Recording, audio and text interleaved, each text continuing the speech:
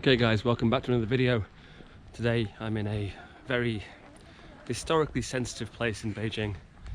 That is the old Summer Palace, or rather the ruins of the old Summer Palace. So in its day it was regarded as the most beautiful of imperial palaces and gardens.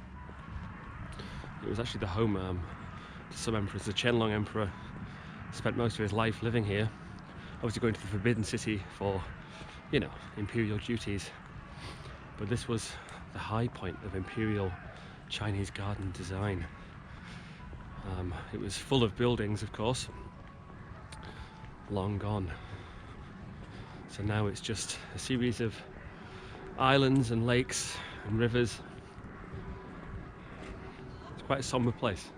So what happened here is a very, very well-known thing to basically everyone in China, and that was it was destroyed, burnt down by the British.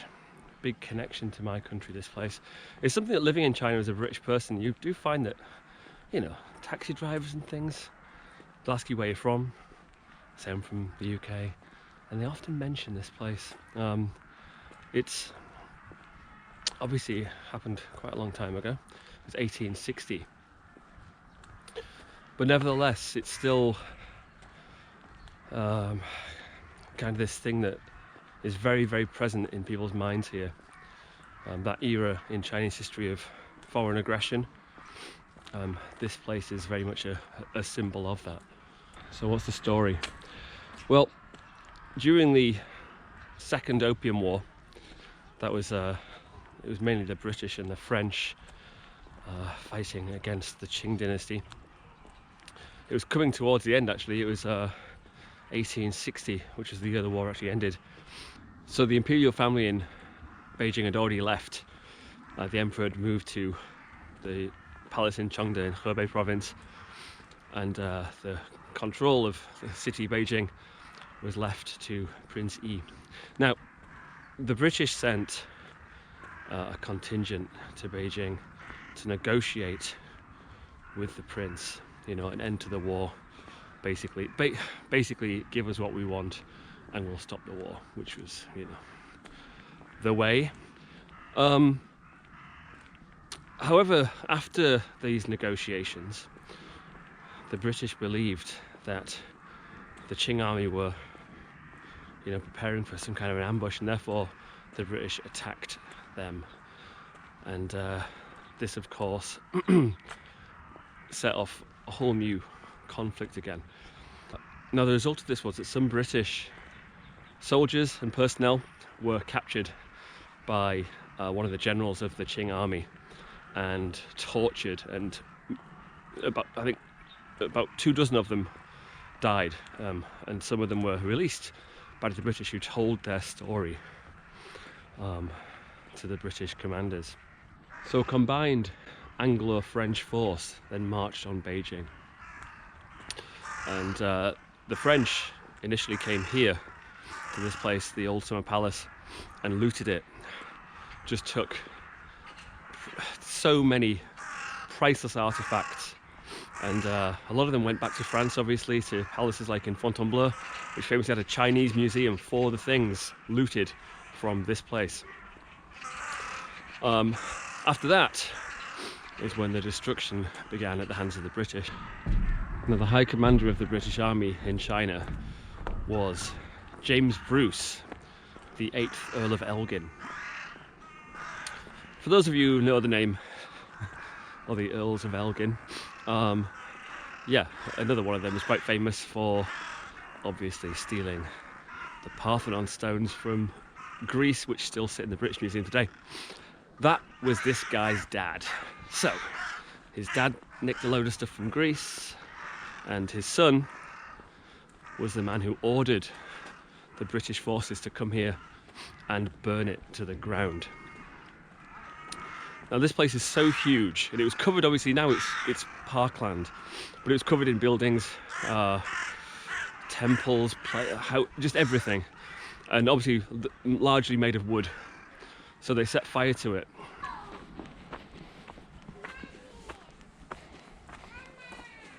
So after Lord Elgin ordered the destruction of this place, by the British forces. It took them 3 days, and there were 3,500 soldiers to burn it all to the ground. It's regarded as one of the biggest losses to cultural heritage ever. This was the high point of Imperial Chinese garden design, and full of priceless objects, most of which were just either destroyed or stolen. So not just the destruction of the buildings, and also the looting of the many priceless objects here. There were also a few hundred, people who worked here, and eunuchs who also perished in the fire, which apparently kept burning for days and days and days. It's quite a sad thing, isn't it? A lot of people talked about this at the time, obviously in China, but also in the West.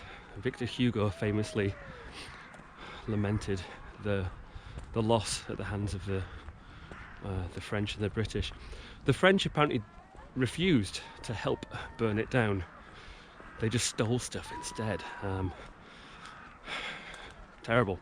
A lot of the things that were stolen still appear today around the world in auction houses, and there is this movement in China to try to get as many of these things back as possible, which, obviously they should just be given back, of course. There's no question about it that they are stolen goods.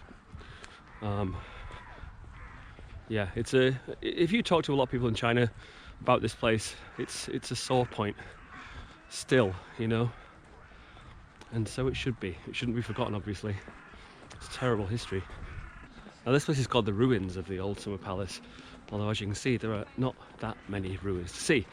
That's because, of course, Chinese buildings were mostly made of wood.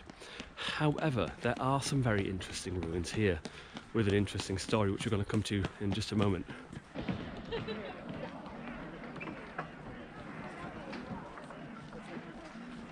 So this area is called Xianglo, like the western area. And as you can see, this is where most of the real ruins are, because the buildings here were made of stone in a Western style. They were designed by who was a court painter at the time, an Italian missionary called Giuseppe Castiglione, and he designed these buildings with the help of some other people, other foreigners, a French guy called Michel Benoit, and they helped design these, what were works of art. They also, as you can see, did not survive the destruction of the palace. What we can see today, though, these ruins, they really are still a powerful symbol in China today, very recognizable. Now, the most famous thing that was here was a fountain. It was a fountain which contained bronze images of the 12 animals of the Chinese zodiac. Now, the heads of these 12 animals were stolen. Many have been recovered and are in museums now. A lot of them are back in China museums, but some of them are still unknown where they are, and they are true treasures. Now, in 2009, 2 of these heads came up in an auction house in Christie's, and they were part of the collection of fashion designer Yves Saint Laurent. Basically, they got bought, or they got a bid on them for $28 million. A Chinese national who then got them and then refused to pay the money. He was actually working as part of a government operation to recover these stolen artifacts, and they're back in China now.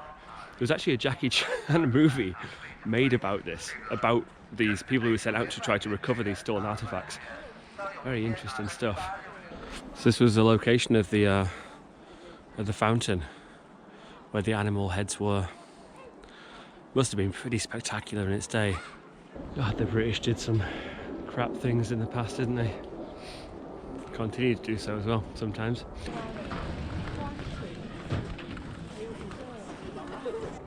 So obviously I think we're going to lose the light about 10 minutes, so I'll wrap it up there, I think. Hope you enjoyed the video. Bit of a somber one, this, I know. especially in winter with crows around, ice everywhere. So until next time, I will see you in the next video. All the best. Take care and bye bye.